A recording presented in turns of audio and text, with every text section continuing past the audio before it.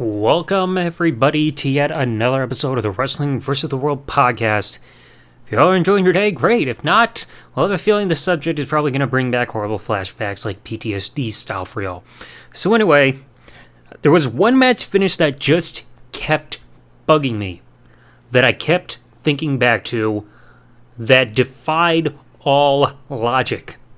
And you can tell by the episode title what I'm talking about. The match finish to the Team WWE vs. Team Nexus match from SummerSlam 2010. 7-on-7 match. Originally there was going to be Great Khali on WWE side, but he got taken out as mentioned in the 3-part episode against Team Nexus. So Team WWE was John Cena, John Morrison, R-Truth, Bret Hart, Edge, Chris Jericho, and a mystery partner, because like I said, the Great Khali was supposed to be part of the match, he got written out. Team Nexus had Wade Barrett, David Otunga, Justin Gabriel, Heath Slater, Darren Young, Skip Sheffield, they're known as Ryback, and Michael Tarver. So 7-on-7 elimination match. This was the first big pay-per-view match for the Nexus ever since they debuted back right after first season of NXT ended around, I think it was June of 2010.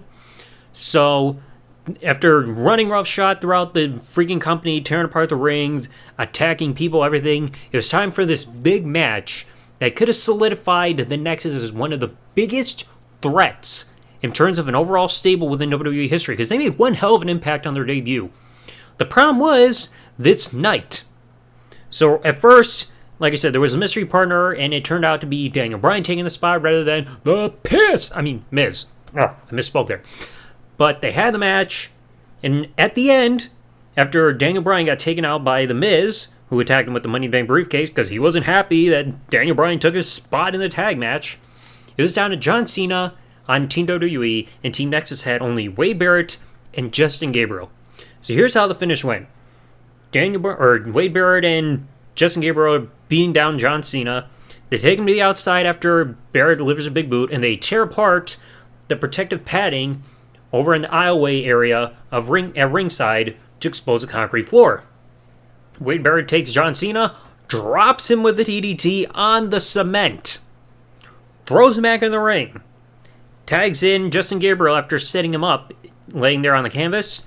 Justin Gabriel tries going for the 450 splash. Cena rolls out of the way to avoid the move and quickly leaps over and pins Justin Gabriel right afterwards.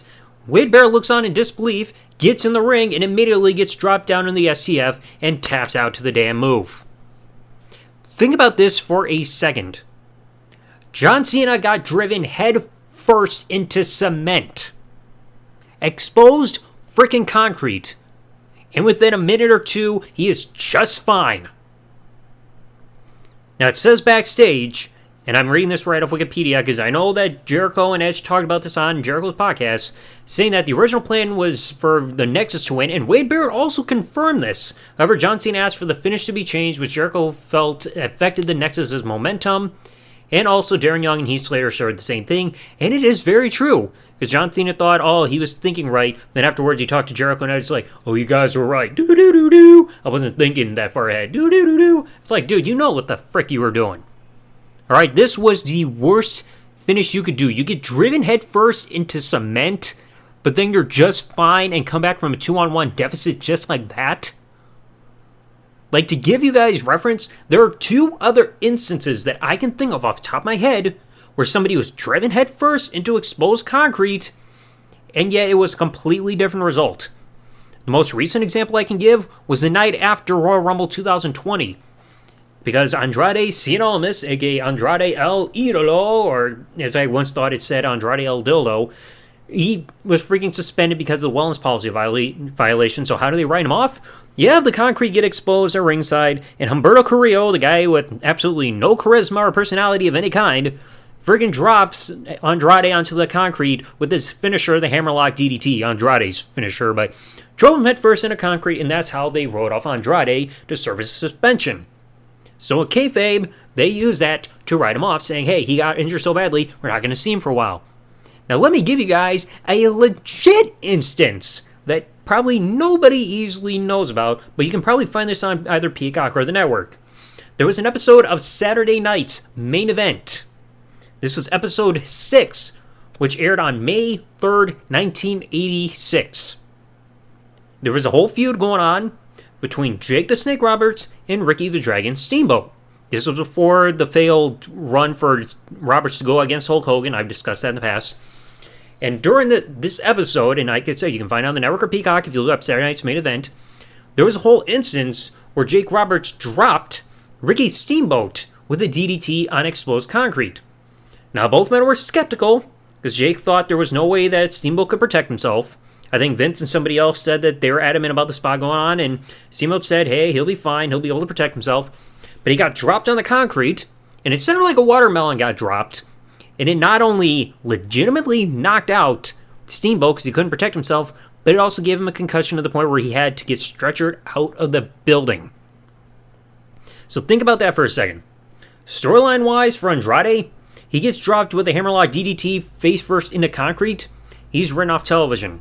But yet somehow, and in real life as well because of an incident, in 1986, Steamboat gets legit knocked out and concussed to the point where he has to get stretchered away back in 1986 from getting DDT'd on a concrete. But yet John Cena can get driven headfirst into concrete with the DDT at SummerSlam 2010 and be just fine? Like, is this supposed to be symbolic about how thick-headed he was on this night? I mean, that's not the only time we've seen Cena take some kind of nasty impact to the head that should have been freaking taking him out, and yet he no-sold it. I mean, if you want another example, look at the year prior at Hell in a Cell 2009. He got punted in the head by Randy Orton, pinned, and then right afterwards, Randy's in the aisleway posing with his new WWE Championship, and Cena just stood up and stared at him like nothing happened. Like, if that's not symbolic about how thick-headed John Cena probably was during this time involving his spot and what he thought was a good idea, I don't know what is. Try to make sense of that, folks. One legit instance of a knockout because of a DDT on concrete. One that's used in storyline to write off a guy who got suspended for the wellness policy violation.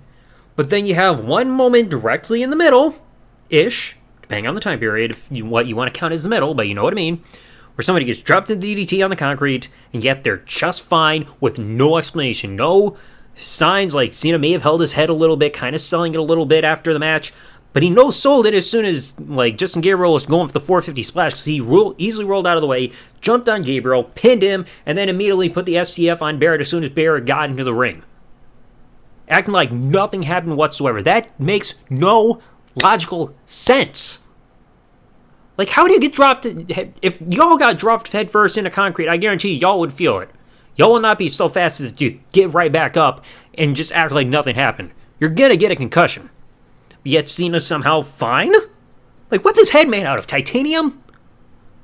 Like, Jesus, that was one of the worst match finishes ever. Because like I said, not only did it kill the credibility of the Nexus to the point where that freaking ending would make or break them, but also, how do you freaking recover after that, after losing in a 2-on-1 deficit to another guy? Just like that. I mean, the group had some maybe slight twinklings of freaking hope for them, like when they added a couple new members like Michael McGillicuddy and Husky Harris to show that the group's expanding, and Mason Ryan, but that didn't really go anywhere. And even when CM Punk became the leader, that whole thing just became secondary because within a few months after freaking CM Punk became the leader of the new Nexus, the Nexus quietly disbanded because Punk was going off on his own thing. So like, this was just the death knell. Even when they put Cena in the group, because of the whole storyline saying he lost a Hell in a Cell, therefore he has to join the Nexus, it was pointless because Cena was just working from within. They didn't give this group a chance, and this was the night where they could have done it. But no, they squandered it like a bunch of freaking idiots.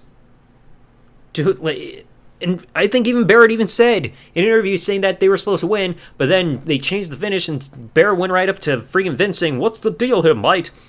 Okay, I'm not doing an accurate British accent there because I don't feel like it. Vince just said, "We have to send the crowd home happy." But yeah, you fast forward to WrestleMania 38, you didn't really do that because you had a heel win in the main event. Didn't do anything to send the crowd home happy. But that's not always the case. In other words, it's just BS. So, if somebody can make sense to this, of how this whole thing happened, please do so in the comment section below. If you enjoyed the episode, leave a like, comment, subscribe if you're watching this on YouTube with the bell turned on, or follow on any other service that you may be listening to this episode on, and I'll catch you all later. Thanks for listening, everybody. Like, comment, subscribe. Peace out, and good day, everybody.